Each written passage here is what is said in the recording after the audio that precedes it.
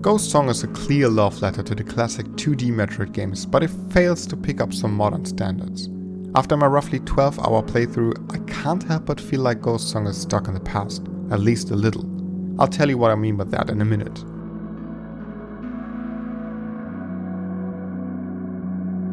Ghost Song is a metroidvania that takes place on the mysterious moon of Lorien 5. You play as Deadsuit, a character that is stranded on this moon and doesn't remember who or what she is and how she even got there. In the first minutes you meet a few humans that share a similar story, although they all remember they crash landed on Lorien. Your task is to collect some parts to restore the ship and leave this deadly rock. And deadly it is for sure, but of course this wouldn't be a metroidvania without an arsenal to defend yourself. Equipped with a blaster arm, a melee attack and a couple of abilities, the resemblance to Metroid becomes obvious pretty quickly. But of course Ghost Song has its own ideas here. Firing your weapon arm causes it to overheat, which reduces the fire rate. Overheating on the other hand increases the power of your melee attack immensely. This simple and clever system creates a satisfying back and forth between shooting your enemy from the distance and closing the gap to attack with your melee weapon. But honestly, that mechanic was the only thing that helped me not get bored by the combat. Enemy movement and attack patterns are sadly unoriginal, predictable and completely fail to be unique at any point in the game. I mean, don't expect to find an enemy with a move you haven't seen a dozen times in other games. All that is especially a pity because in an alien world like this, where you could be surprised by a hostile creature at any moment, I hope to come along some unusual encounters. Unfortunately, that is not the case. And still, although you can foresee many attacks, I find this game to be quite punishing. And for me this is especially embarrassing because I played on easy difficulty. Some bosses can hit pretty hard, and while I often know what is coming at me, that doesn't mean I was able to avoid it. There are two reasons for that. One is some enemies can feel like bullet sponges, which led to much longer fights than necessary and therefore to death. The other reason is Deadsuit can feel quite clunky. Movement is kinda slow and the dash ability you get isn't working that great. I mean, there is a small window of invulnerability, but for some enemies it's not even big enough to dash through or it attacks. For me this was annoying. I died way too often and after some hours I caught myself skipping mini-boss fights to minimize my frustration. All that is a shame because Ghost Song gives you a solid amount of customization options. You can equip soup modules to add and change some mechanics. One module, for example, added a lifesteal effect in my melee weapon, which changed my playstyle quite a bit. Another one gave me a shield after dashing, and there is a module that randomly spawns healing flowers near Deadsuit. There is a certain capacity for equipping these, so you have to put some thought into what you want to use. If you know the charm system from Hollow Knight, this feels familiar to you. But there are also weapon modules like rockets, a fire-infused laser beam and other stuff you can experiment with. This system is fun to dive into, but most importantly, almost every module brings a significant and noticeable difference in how you play the game. Yeah, this one's one of the strengths of Ghost Song. The world you explore is absolutely stunning. The beautiful hand-drawn art style and the subtle but emotional music create a melancholic atmosphere I haven't seen since last year's Ender Lilies. And although you interact with humans and are not alone at all, this incredibly dense atmosphere captures the same feeling of loneliness as every Metroid game did before. The excellent voice cast and writing support that melancholy by expressing how exhausted the survivors are without losing hope to leave this moon. You must have died a long time ago. We have food if you're hungry.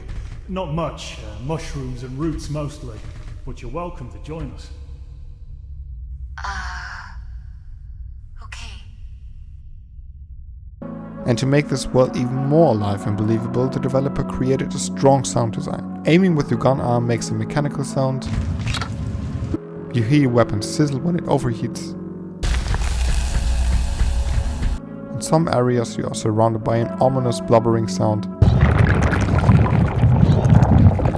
And enemies make their own unique noises.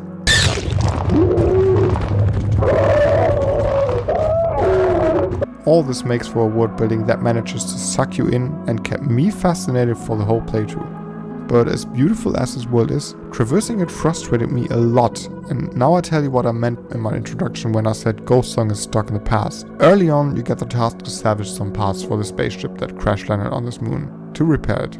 5 markers appear on your map, and the game implies you can visit these locations in the order you want, except the first one. So you pick up the first missing part, bring it back, and are free to choose where to go next. But here's the problem, you don't really have a choice. I spent hours trying to get to one of the locations only to find out that I don't have the right ability to get there.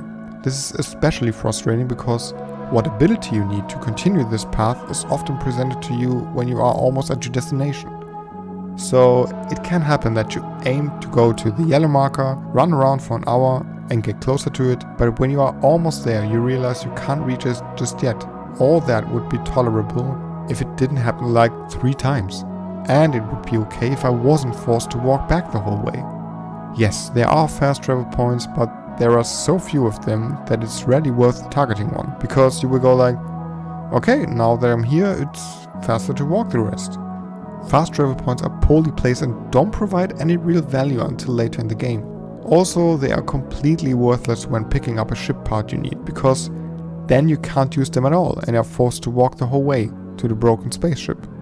And of course you are only able to pick up one part at a time. This was so frustrating to me and unnecessarily stretched the playtime. I don't know, call me what you want, but I feel like this is part of missing quality of life features that remind me of older games. In the past, games oftentimes didn't really have fast travel, didn't really tell you where to go next, and didn't really care if you walk around trying to figure out if you are on the right path or not. Okay, you could argue that this is part of the experience, and that this game is designed like that to emphasize the struggle you put yourself through to leave this place. But I would argue that while this may be true, it isn't fun. I know fun isn't the only thing a video game has to be, but playing Ghost Song gave me the feeling my time is not respected. All this could be less of a painful experience if moving around the world would be enjoyable on its own. But sadly it isn't. That's mainly because the abilities you get aren't any special. The dash, the double jump, the sprint and the wall jump are metroidvania standards, and no ability is unique enough to make Ghost Song stand out from all the other games in this genre. And again, this is sad because I somehow hope to receive some alien powers, something that only this game with its fantastical world can offer. Unfortunately, that's not the case.